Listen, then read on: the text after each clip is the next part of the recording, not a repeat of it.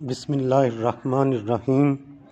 نبی کریم صلی اللہ علیہ وآلہ وسلم کا ارشاد ہے کہ جو شخص اچھی طرح وضو کرے پھر مسجد کے لیے جائے اور وہاں پہنچ کر معلوم ہو کہ جماعت ہو چکی تو بھی اس کو جماعت کی نماز کا ثواب ہوگا، اور اس ثواب کی وجہ سے ان لوگوں کے ثواب میں کچھ کمی نہیں ہوگی جنہوں نے جماعت سے نماز پڑھی ہے۔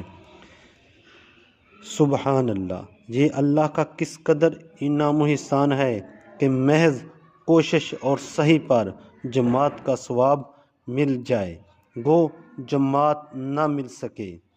اللہ کے اس دین پر بھی ہم لوگ خود ہی نہ لیں تو کس کا کیا نقصان ہے۔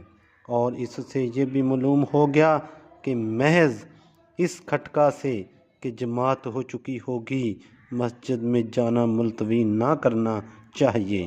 اگر جا کر معلوم ہو کہ ہو چکی ہے تب بھی ثواب تو مل ہی جائے گا۔